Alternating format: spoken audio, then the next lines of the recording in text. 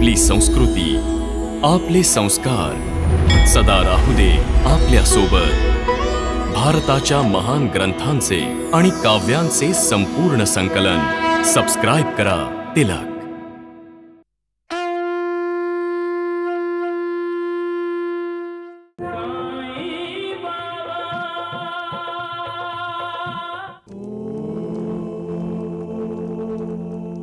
दादा। हाँ?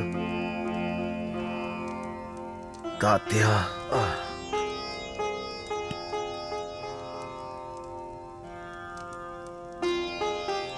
तात्या, काय मी तुझे अश्रू पण नाही पुसू शकत? इतका परका झालोय का मी आता? हे अश्रू येतातच कशासाठी? तात्या,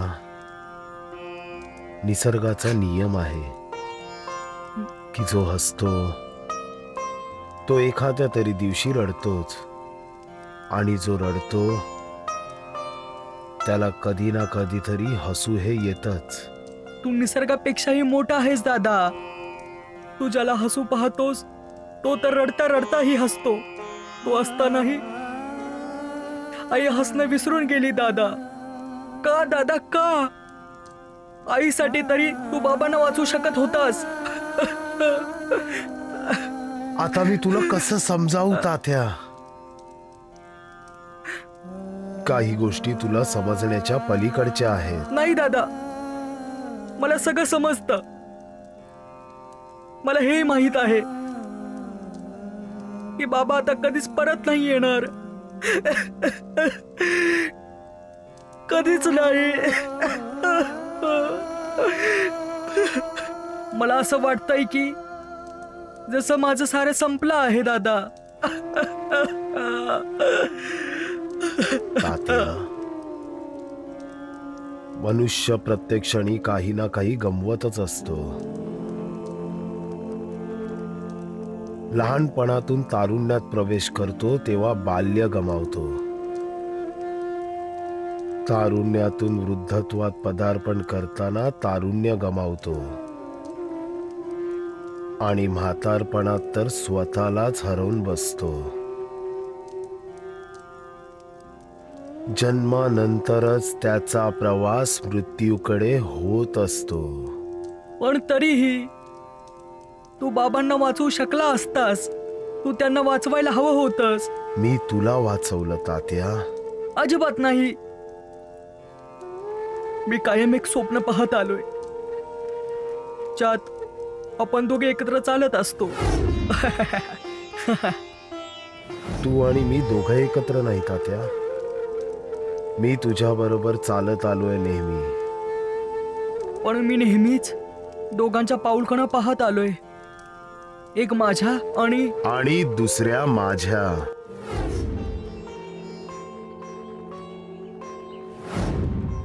मी नेहमीच तुझी साथ दिलीये तात्या। तुला कुठल्याही संकटाचा सामना करावा लागू नये हेच मला नेहमी वाटतं। मला असं वाटतं की जर कधीही तुझ्यावर वाईट वेळ आली तर मी तुझ्या सोबत असावं, म्हणून तर मी नेहमीच तुझ्या बरोबर असतो। तू खोटं बोलतो आहेस दादा। मी कितीतरी वेळा स्वप्नात पाहिलंय की तू माझी साथ सोडलीस। असं कधीही नाही होणार तात्या, असं कधीच नाही होणार। मी शेवटच्या श्वासापर्यंत तुला साथ देईन तात्या। मग मला कधी कधी माझ्या एकट्याच्याच पाऊल खुणा का दिसतात? तुझ्या पावलांच्या खुणा का दिसत नाहीत? जेव्हा आम्ही फटाके उडवत होतो आणि जेव्हा बाबा पडले होते तेव्हा मला फक्त माझ्याच पाऊल खुणा दिसल्या होत्या। जेव्हा मी किसनला मुखवटा घालून घाबरवलं आणि तो मरून गेला तेव्हाही मी फक्त माझ्याच पावलांच्या खुणा पाहिल्या। तुझ्या पावलांच्या खुणा मला कुठेही नाही दिसल्या। तू माझी साथ सोडली होतीस। तात्या, काय झाड कधी सावली देणं सोडतं का? काय फूल कधी आपला सुगंध लपवून ठेवतो? काय आग कधी जळणं सोडून देते का? मग मी तुझी साथ कशी सोडू शकतो तात्या? मग मला एकच पावलाच्या खुणा का दिसतात? तुझ्या पावलाच्या खुणा मला का दिसत नाहीत? तू जर नीट पाहिलं असतंस तात्या, तर त्या पाऊल खुणा तुझ्या नव्हत्या. मग कुणाच्या खुणा होत्या त्या? माझ्या पाऊल खुणा. माझ्या पाऊल खुणा होत्या त्या तात्या, माझ्या पावलांच्या. पण मग मी तेव्हा कुठं होतो? तू माझ्या कडेवर होतास तात्या, कडेवर. तुझ्या वाईट काळात मी तुला कायम आपल्या कडेवर उचलून घेत आलोय तात्या, म्हणजे तुला कुठलाही त्रास होणार नाही, कुठलीही जखम होणार नाही. दादा. हो तात्या. मला माफ कर दादा, मला माफ कर. नाही तात्या, माफी मागण्याची काही गरज नाहीये तात्या. तुझं मन तर आरशासारखं स्वच्छ आहे तात्या, आरशासारखं स्वच्छ आहे. मला माफ कर दादा. मी तुला किती काय काय सुनावलं. मला वाईट नाही वाटलं तात्या, अजिबात नाही वाटलं. ज्याच्या डोक्यावर वडिलांची सावली नसते, अशा मुलाच्या मनाची अवस्था मी समजू शकतो तात्या. मला वडील नसले म्हणून काय झालं दादा? तात्या, आई कशी आहे रे? हा, तिने तर जणू जगणं सोडून दिलंय दादा. तिने अन्न पाणी सगळं सोडून दिलंय. मी पण. आईला वाचव दादा, आईला वाचव.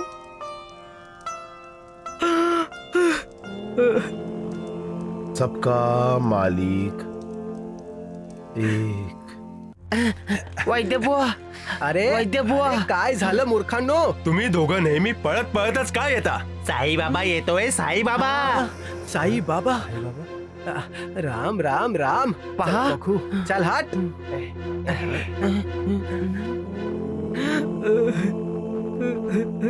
असं वाटतंय की बायजाबाईच्या घरी चाललाय.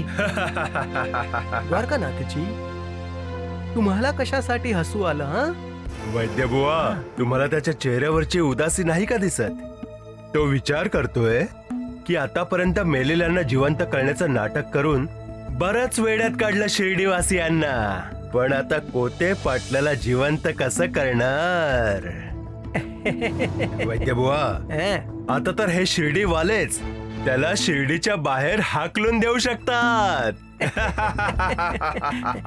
पण द्वारकानाथजी, हा साई बाबा आता बाईजाबाईच्या घरी का जातोय? मी सांगतो वैद्यबुवा, तो बाईजाबाईची माफी मागायला जातोय, कारण बाईजाबाईच त्याला सगळ्यात आधी शिर्डीच्या बाहेर हाकलणार आहे. राम राम राम. आई,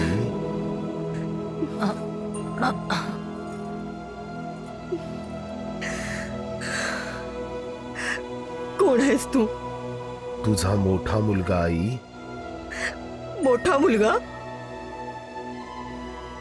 मुलाचं कर्तव्य कळतं? हो आई, मुलाचं कर्तव्य असतं आपल्या आई वडिलांचा आदर करणं, त्यांना सुखी ठेवणं. मग काय ते तुझं कर्तव्य बजावलंयस का? हो आई. याला कर्तव्य समजतोस तू? हा,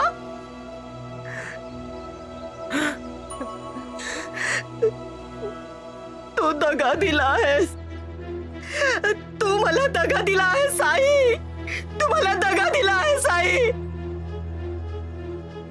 नाही आई. का का तुला हे माहित नव्हतं का? कोते पाटील कुठल्या यात्रेला जाणार आहेत ते?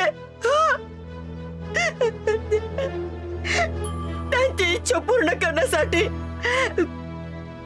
तू साऱ्या शिर्डीला जीव घालण्याचं नाटक केलं होतंस ना. माझ्यापासून हे सत्य का लपवून ठेवलंस? का लपवलंस? काय तू हे सत्य पचवू शकली असतीस आई?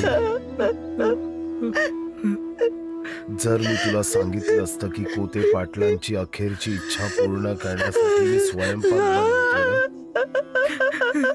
तर तुझी काय अवस्था झाली असती? मी त्यांच्या मृत्यूबाबत सांगितलं नसलं तरी संकेत नक्कीच दिले होते आई. संकेत?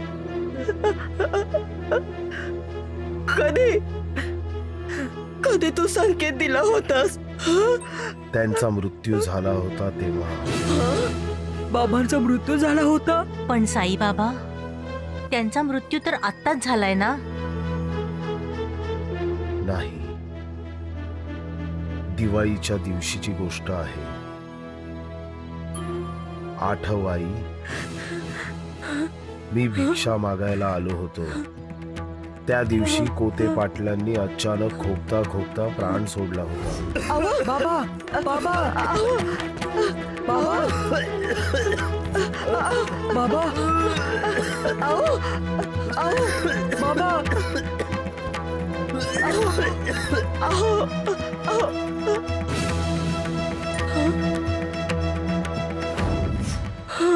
तू आणि तात्या घाबरला होता. तेवढ्यात मी घराबाहेरून हाक मारली होती, भिक्षाम देही. आई, भिक्षाम देही, भिक्षाम देही. साई बाळा, भिक्षा तर आता आम्ही मागणार आहोत तुझ्याकडं.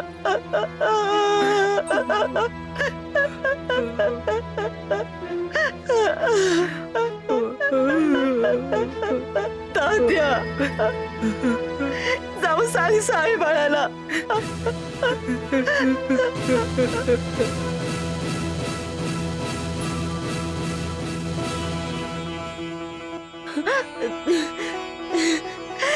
या दिवाळीला तर आमचं सगळं सुख हिरावून घेतलं. असं अशुभ का बोलते आहेस बाईजा?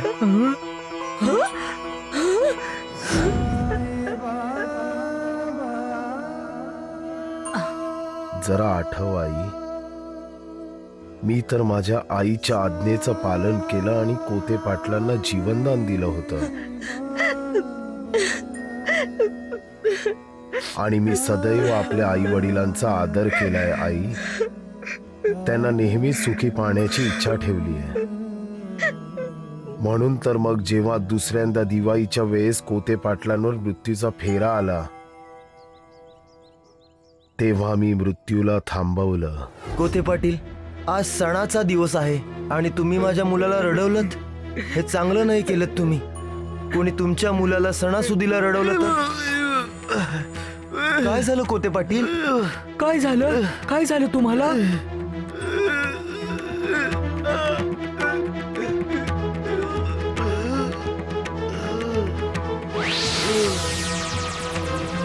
कोते पाटील,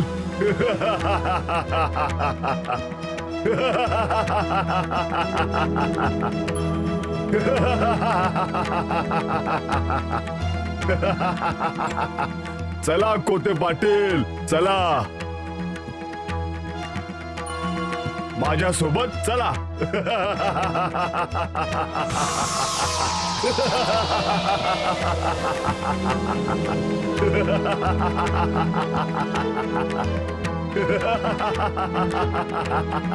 थांब,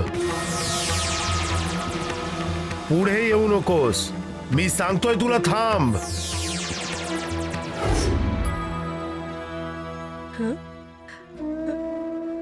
मी वारंवार परमेश्वराने बनवलेल्या नियमांच्या विरोधात नाही जाऊ शकत आई.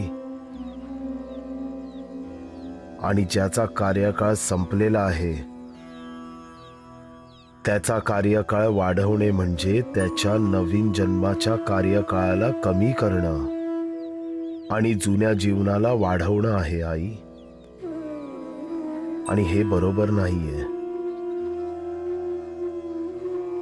कोते पाटलांना नवा जन्म मिळालाय आई आणि नव्या जन्मात त्यांचं कल्याण होणार आहे. तू जर असाच शोक करत राहिलीस आई तर कोते पाटलांना नव्या जन्मात त्रास होईल आई. जर मनुष्याचा ह्या जन्मात उद्धार होणार असेल तरच त्याला पुढच्या जन्माच्या जीवनाचा काही कार्यकाळ दिला जातो. नाहीतर सगळं मानवाच्या प्रारब्धावर आणि त्याच्या पूर्वकर्मावर अवलंबून असतं.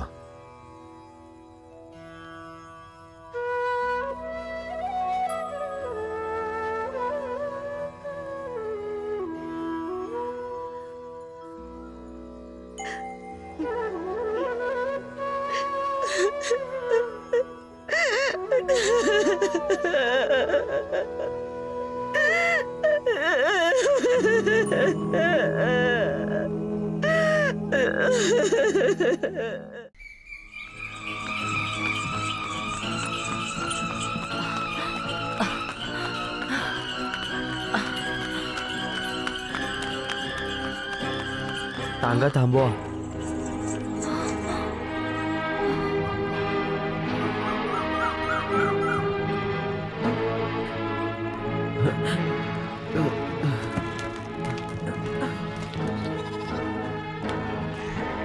आई, दादा थांब. दादा थांबा सासूबाई, थांबा. तुम्हाला तुमच्या होणाऱ्या नातवंडाची शपथ आहे. थांबा थांबा.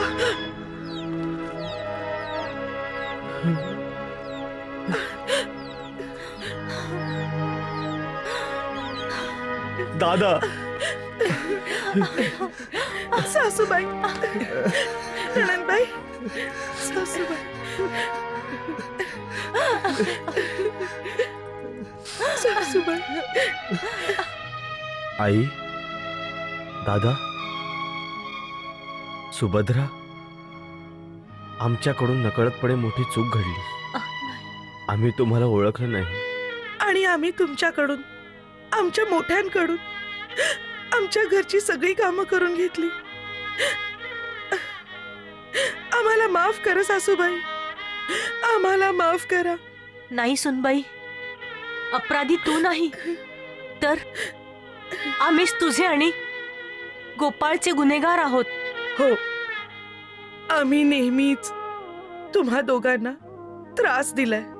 तरीही तुम्ही दोघांनी नेहमी आमचं भलंच पाहिलंय. आम्ही आमच्या कर्मानी इतके लाजिरवाडे झालो होतो की तुमच्या समोर येण्याची कधी हिम्मतच करू शकलो नाही. आम्ही तिथून पळूनही याचसाठी गेलो की आता तुम्हाला खरं काय ते कळणार होतं. सुनबाई, मी पार्वतीच्या सांगण्यावरून तुला नाही सासूबाई, तुमच्यासाठी तर माझ्या मनात आधीही आदर होता आणि आजही आहे. आमचं होणारं बाळ खरंच खूप भाग्यवान आहे की त्याला त्याच्या आत्याचं, काकांचं आणि आजीचं प्रेम मिळेल. जे झालं ते विसरून जा आता.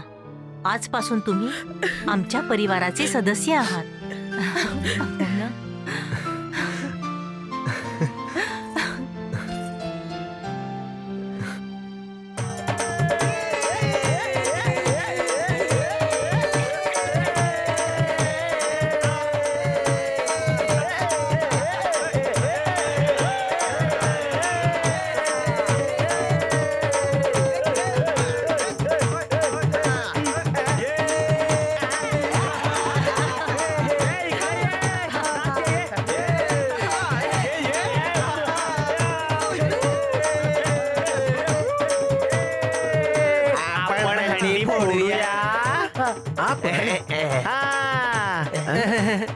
नाही मूर्खांनो, मी.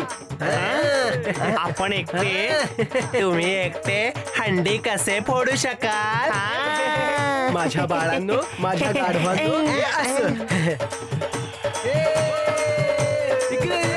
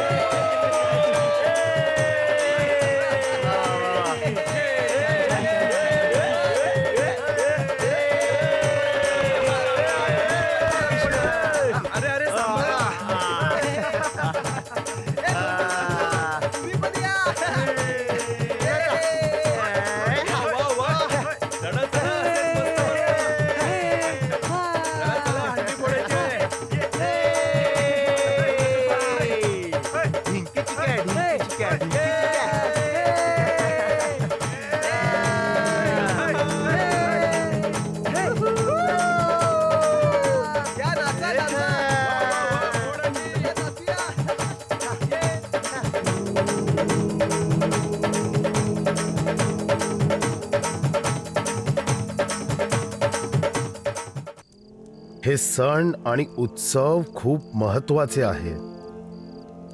श्यामा, आपले पूर्वज खरंच खूप बुद्धिमान आणि हुशार होते. भगवंताने बनवलेल्या या दुनियेचं सार काय आहे हे त्यांना माहीत होतं. का त्यानं ही अंधारी रात्र बनवली आहे आणि का प्रकाशमान दिवस बनवले. चंद्र सूर्य गुणांनी विरुद्ध आहेत, तरीही या धरणीला त्या दोघांचीही गरज का आहे. जो जन्माला येतो तो मरतो का? का दुःखासोबत सुखही जोडलेलं असतं?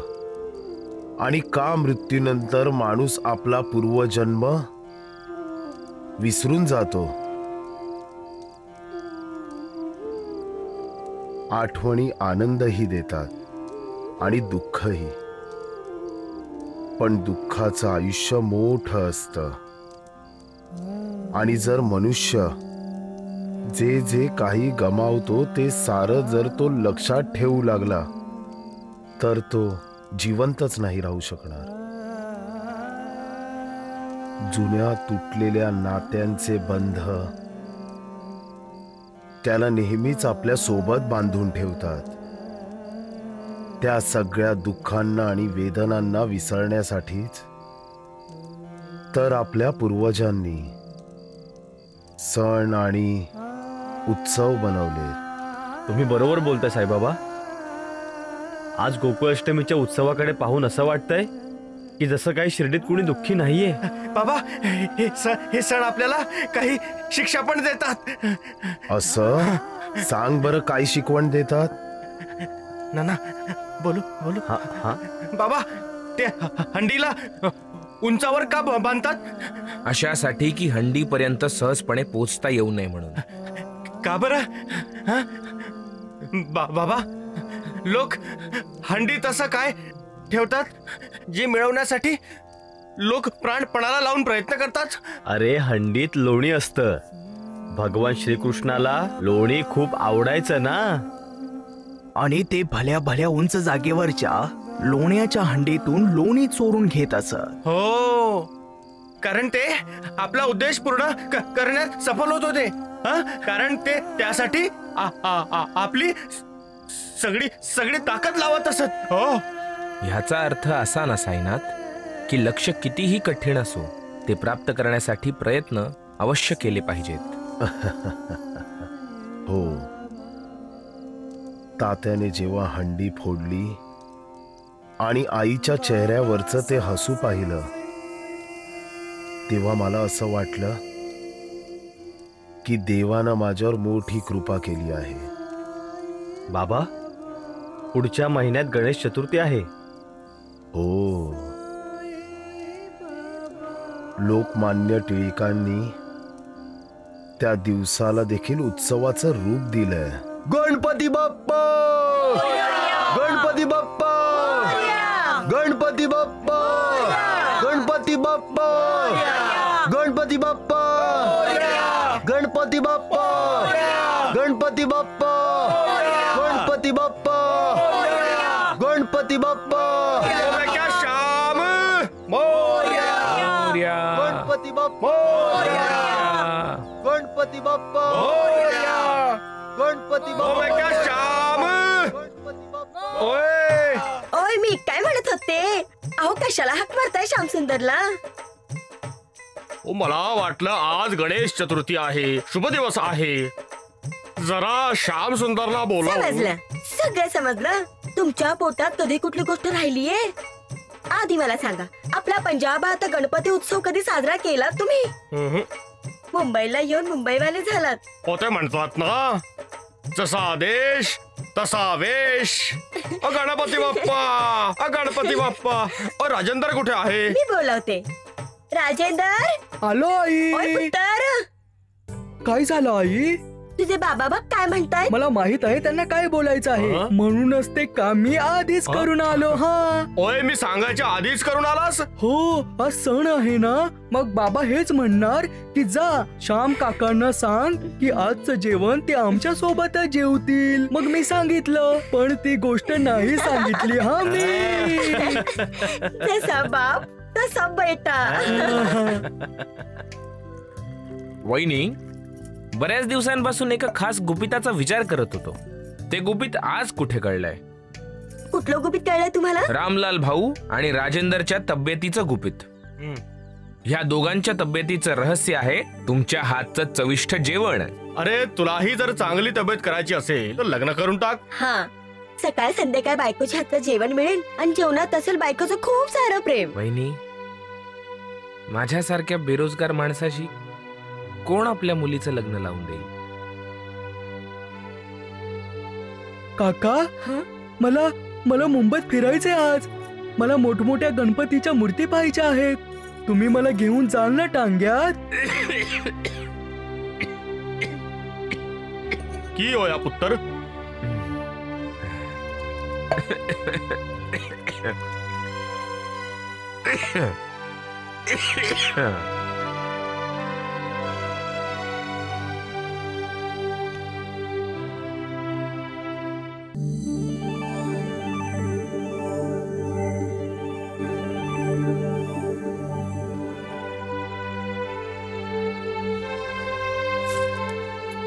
हे घे श्याम, पैसे.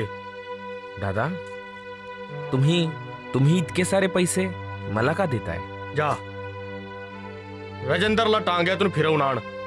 नाही दादा, मी राजेंद्रला फिरायला घेऊन जाईल, पण ते माझ्या पैशांनी. काय बोलतो आहेस? हे पण तर तुझेच पैसे आहेत ना. जा, राजेंद्रला टांग्यातून फिरवून आण. जा. राजेंद्रचे बाबा सुद्धा तुला आपला मित्रच म्हणतात ना? मी याला फक्त माझा मित्र नाही तर छोटा भाऊ मानतो. आजपासून तू बेरोजगार नाहीस. दादा, तुझी स्वतःची फॅक्टरी आहे. फॅक्टरी? का मस्करी करता दादा?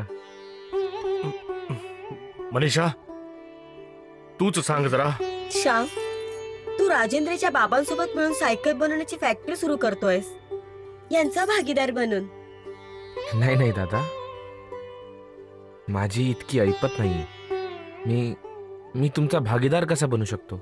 तुम्हाला तर माहित आहे की राजेंद्रला फिरवण्या इतकेही पैसे नाहीयेत माझ्याकडे. मग भागीदारी कशी होईल? दे.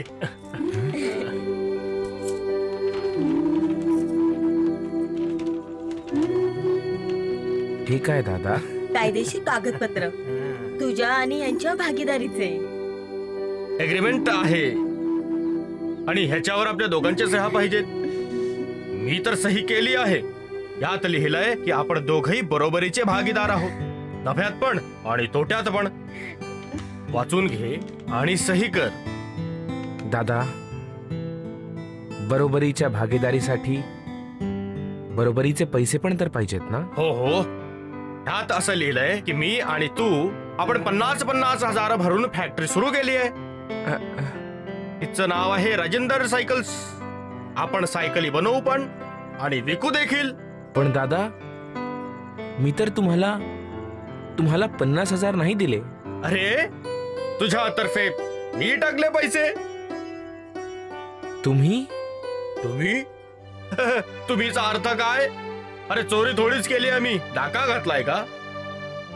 पण दादा, तुमच्याकडे एवढे पैसे? हे घ्या, ऐका. माझ्याकडे इतके पैसे? अरे, पंजाब मध्ये आपली खानदानी जमीन होती, टाकली विकून आणि आपली कंपनी राजेंद्र सायकल्स मध्ये लावून टाकले. दादा, तुम्ही माझ्यावर इतका विश्वास ठेवलात? श्याम, तू माझा मित्र आहेस, एकुलता एक मित्र. अरे, तुझ्यावर विश्वास न ठेवणं म्हणजे आपल्या स्वतःवर विश्वास न ठेवणं. श्याम, आपण धंदा करू, खूप पैसे कमवू,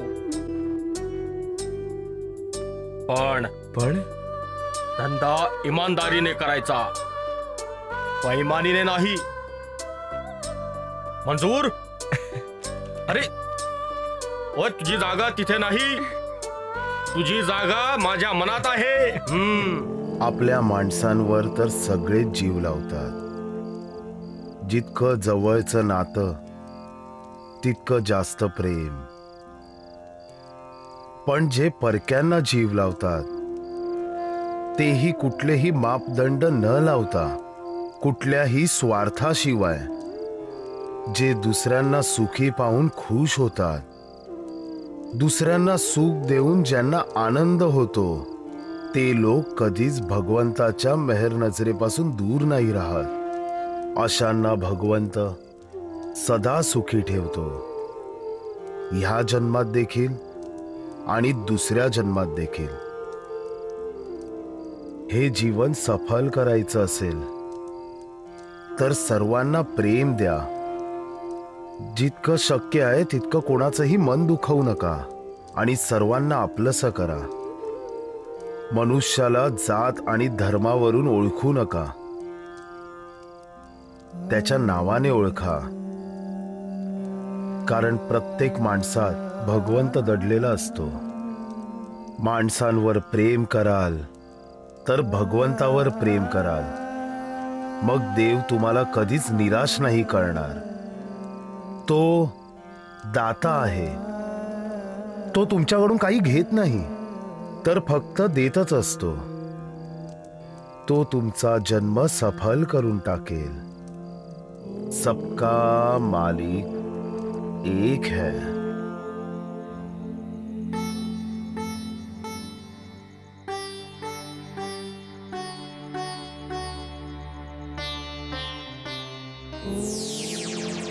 रामलाल, उठ, बघ कोण आलंय. तू माझा भक्त आहेस. आपल्या दोघांचं तर जुनं नातं आहे. माझं स्वागत नाही करणार? बहुतेक तू मला विसरून गेला आहेस. भक्त आपल्या भगवंताला विसरू शकतो, पण भगवंत आपल्या भक्ताला कधीच विसरू नाही शकत. म्हणूनच तर मी आलोय तुला आशीर्वाद द्यायला. हो, तू नवा व्यापार सुरू करणार आहेस ना? मला आनंद झाला आहे. सफलता सदैव तुझ्या सोबत राहील रामलाल. बाबा, बाबा, काय झालं? कुणाला हाक मारली तुम्ही? बाबांना. बाबा? कोण बाबा? तेच बाबा जे आता इथं आले होते. कुठे आले होते? घरात? हो. पण बाबा, दार तर आतून बंद आहे. झोपा तुम्ही. एखादं स्वप्न पाहिलं असेल तुम्ही.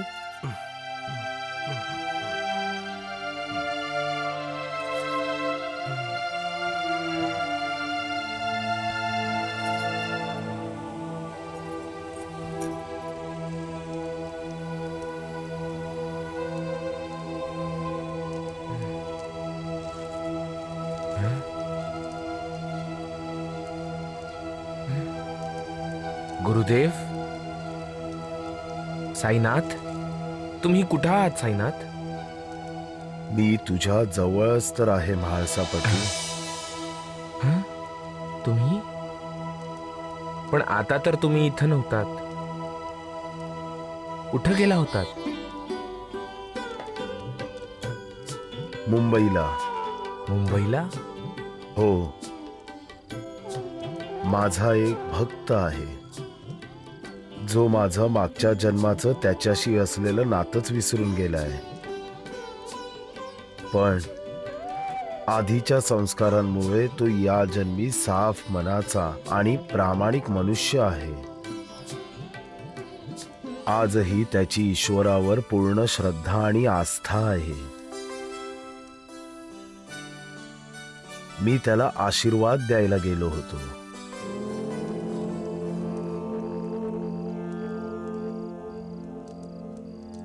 साईनाथ, साईनाथ, कुठे हरवला होतात तुम्ही?